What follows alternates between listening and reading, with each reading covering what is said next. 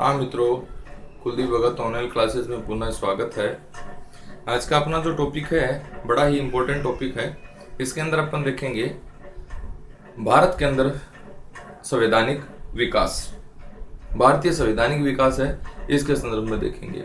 भारतीय संवैधानिक विकास है, इसके अपन दो पार्ट कर लेते हैं। एक तो कंपनी के अधीन जो आए अधिनियम है उनके तहत, और एक अपन बात करेंगे क्राउन के अधीन आए हुए अधिनियम है।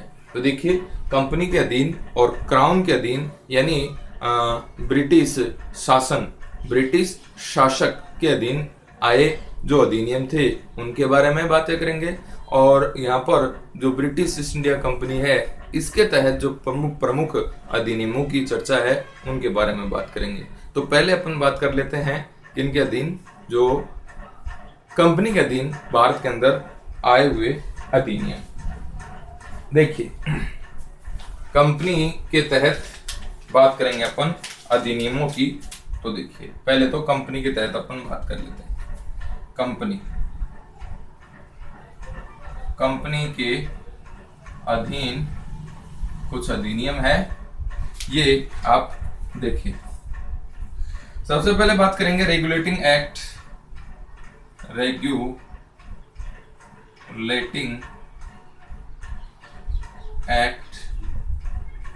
रेगुलेटिंग एक्ट है कब का? 1773 का है। 1773 का कौन सा एक्ट है? Regulating act. बंगाल के गवर्नर जनरल इस एक्ट के तहत क्या क्या महत्वपूर्ण बातें होती हैं ये देखिए। बंगाल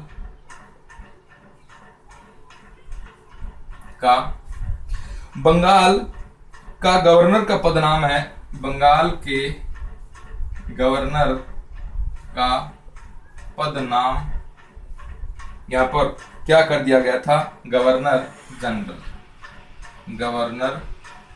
जनरल कर दिया गया था। दूसरी बात देखें साहब, गवर्नर जनरल की सहायता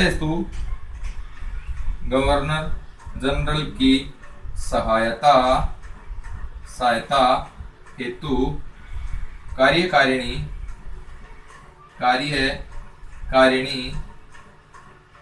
की क्या किया गया? कार्यकारिणी का गठन किया गया। इस कार्यकारिणी के अंदर जो सदस्य होते थे ये कितने होते थे? 4 होते थे, 4। और ये पहले जो सदस्य इनके बनते हैं, इन चारों का नाम देखिए। Philip Francis.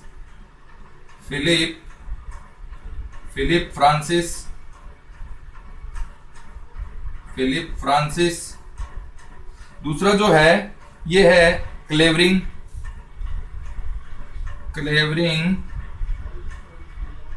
तीसरा जो है ये है मानसन।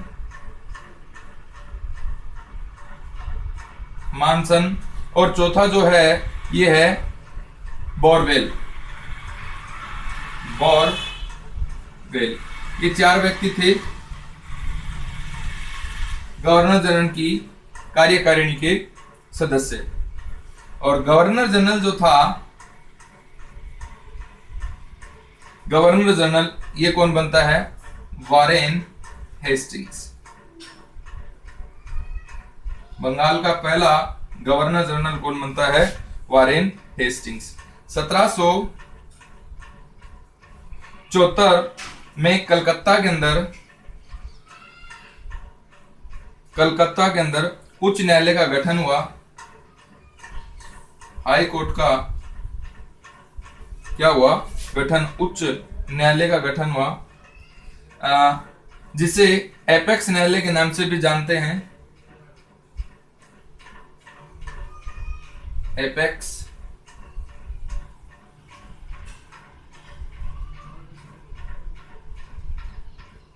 न्यायालय। इसका जो अध्यक्ष होता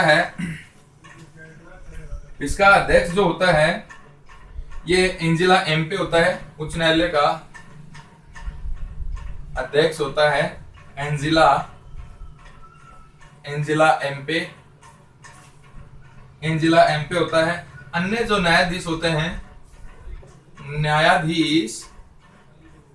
न्यायाधीश जो अन्य होते हैं ये होते हैं चेम्बर्स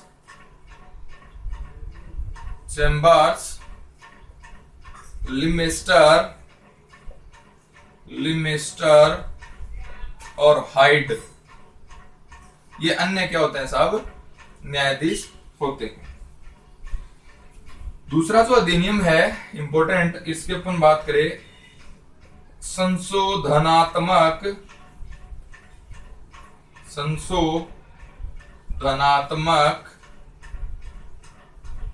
अधिनियम 1781। एक्ट ऑफ सेटलमेंट,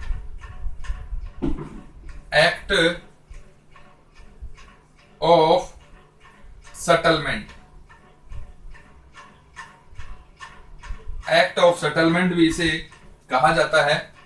इस अधिनियम को रेगुलिंग एक्ट की खामियों को दूर करना इसका प्रमुख कार्य था। रेगुलेटिंग एक्ट की कमियों को दूर करना इसका उद्देश्य था। सरकार को सुदृढ़ करना और सरकार को मजबूत करना भी इसका क्या था साहब, उद्देश्य था। इसके बाद में अपन बात करेंगे पिट्स एक्ट। तीसरे नंबर पे है पिट्स एक्ट। पिट्स एक्ट कब का है, 1784 का है।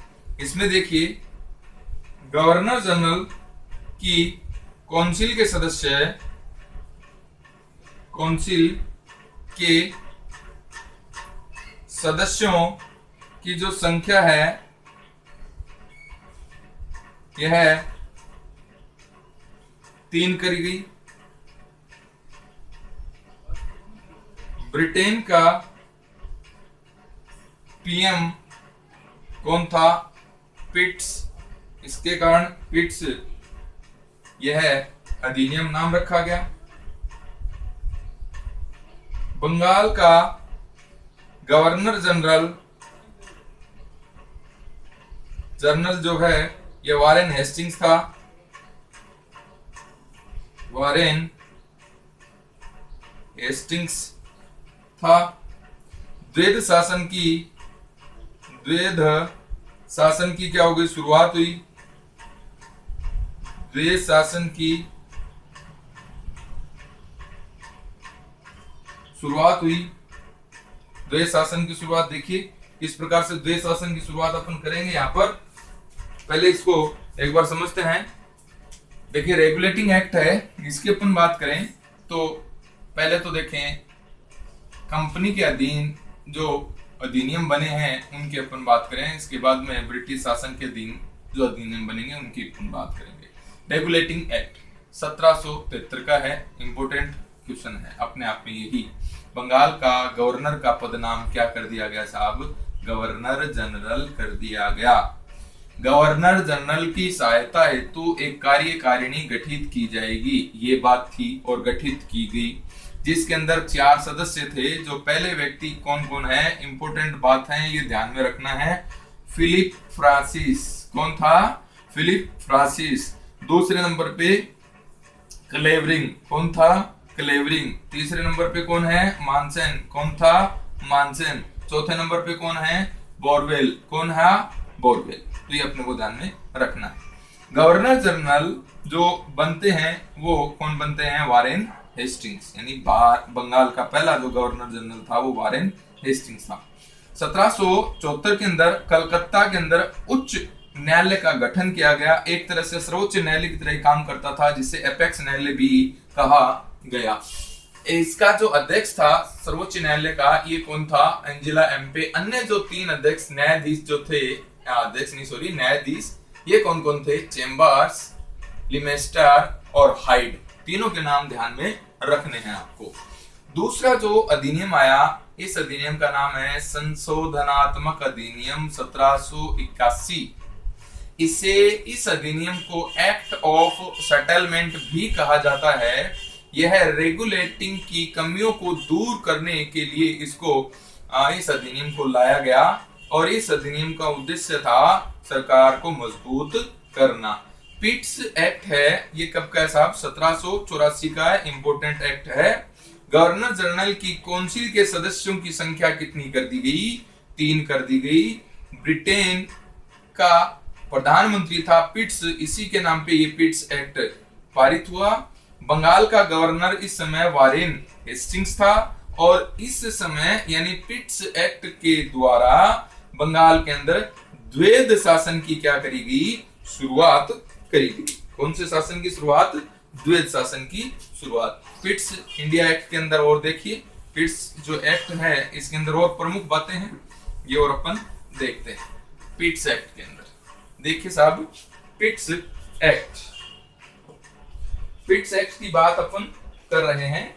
तो द्वैध शासन की शुरुआत होगी इस एक्ट के द्वारा। तो द्वैध शासन कौन सा था? यानी दो, द्वैध शासन का मतलब है दो फर्मों के द्वारा शासन। कोर्ट ऑफ डायरेक्टर, ये संस्था है, ये भारत के व्यापारी या भारत का व्यापार देखेगा, व्यापार देखेगा। दूसरी संस्था थी बोर्ड ऑफ कंट्रोलर,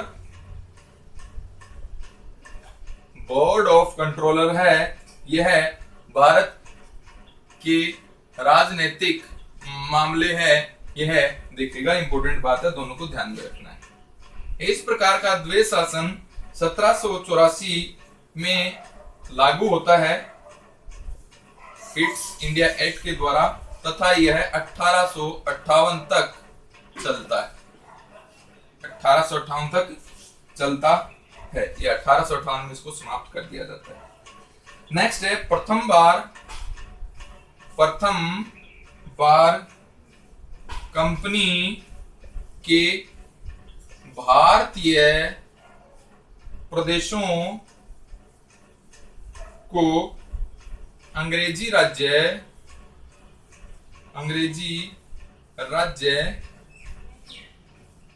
के प्रदेश कहा गया, प्रदेश कहा गया। नेक्स्ट देखिए, चौथे नंबर पे आपका जो एक्ट है 1786 का एक्ट है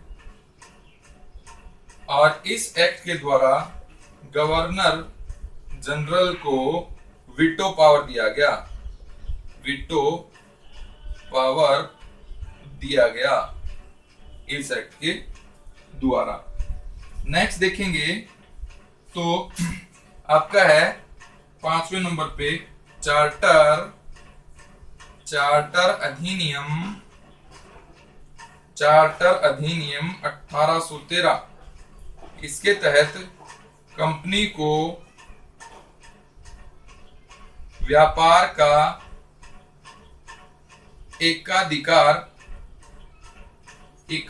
है, यह समाप्त कर दिया गया, समाप्त कर दिया गया। इंपॉर्टेंट क्वेश्चन है साहब ये भी। चीन के साथ व्यापार की अनुमति,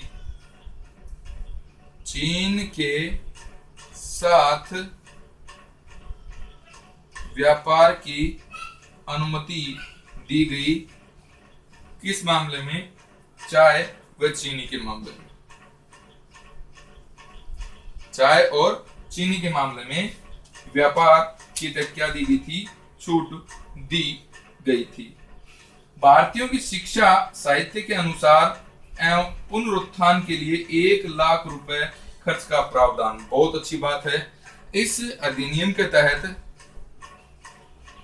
भारत के अंदर भारतीय शिक्षा के लिए 1 लाख रुपए का प्रावधान भी किया गया कि भारतीयों को शिक्षित करने के लिए और भारतीय शिक्षा में सुधार के लिए 1 लाख रुपए खर्च किया जाएगा। देखिए पिट्स एक्ट चल रहा था अपना। पिट्स एक्ट के अंदर क्या क्या इंपोर्टेंट बातें होती हैं इसके बारे में अपन चर्चा करें तो देखिए साहब, भारत के अंदर व्यापार और राजनीतिक मामले हैं, ये कंपनी ने अलग अलग कर दिए।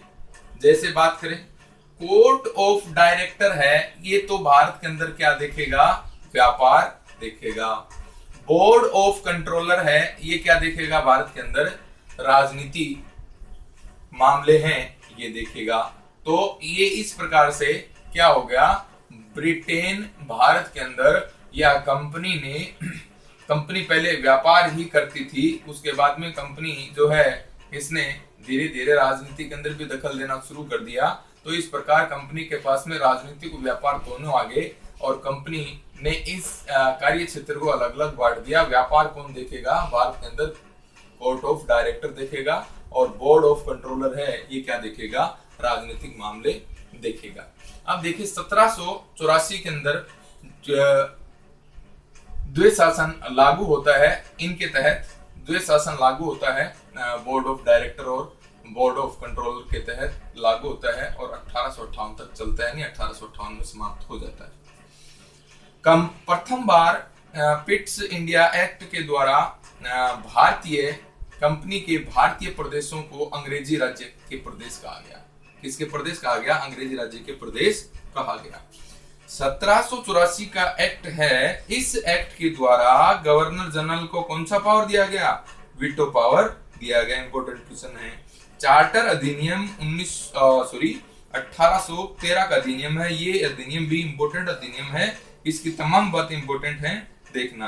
कंपनी का व्यापारिक अधिकार है, जो एकाधिकार था वो क्या हो गया था, समाप्त हो गया। वेरी इंपोर्टेंट बात है, व्यापारिक अधिकार क्या कर दिया, समाप्त कर दिया गया। अब कंपनी क्या नहीं करेगी, व्यापार नहीं करेगी। चीन के साथ व्यापार की अनुमति दी गई कंपनी को किन दो मामलों में, चाय और चीनी के मामलों में। और इसी एक्ट के द्वारा भारतीय शिक्षा में सुधार के लिए और भारतीयों को शिक्षित करने के लिए शिक्षा में 1 लाख रुपए का प्रावधान किया गया था कि भारतीय शिक्षा के लिए 1 लाख रुपए का प्रावधान किया जाता है प्रति वर्ष। शिक्षा में सुधार के लिए 1 लाख रुपए निर्धारित किए गए इस एक्ट के द्वारा, इस अधिनियम के द्वारा, 1813 के द्वारा। आगे देखिए भी 1813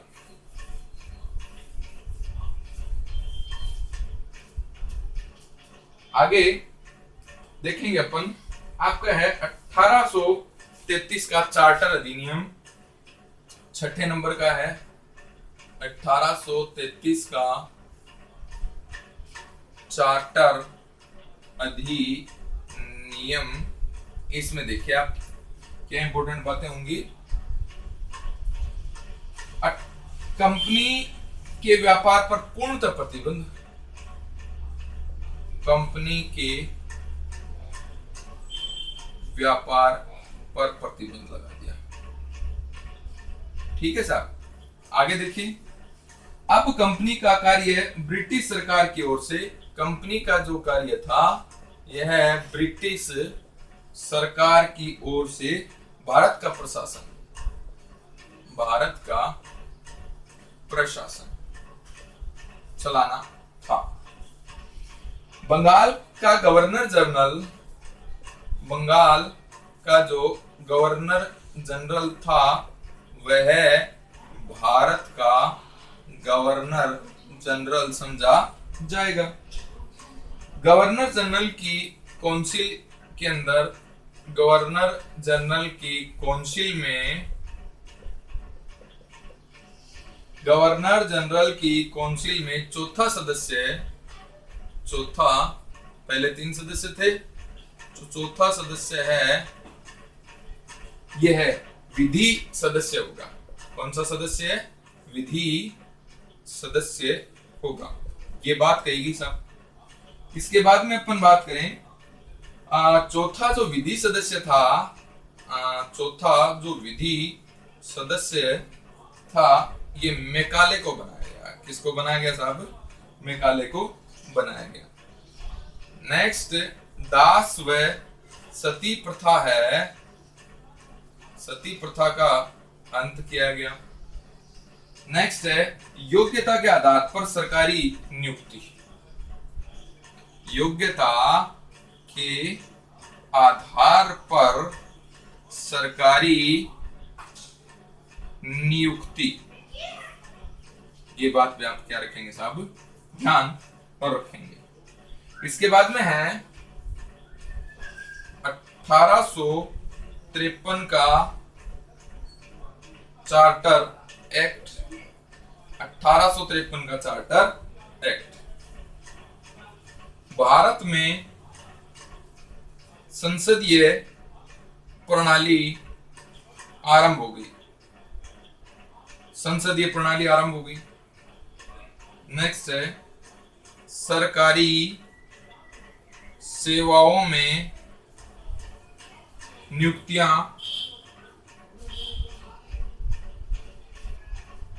सरकारी सेवाओं में नियुक्तियां प्रतियोगी परीक्षाओं के आधार पर प्रतियोगी परीक्षाओं के आधार पर की जाने लगी। और 1854 में मेकाले शिक्षा के अंदर मेकाले समिति का गठन हुआ। तो ये बात हो गई कंपनी के अधीन आए हुए आपके अधिनियम।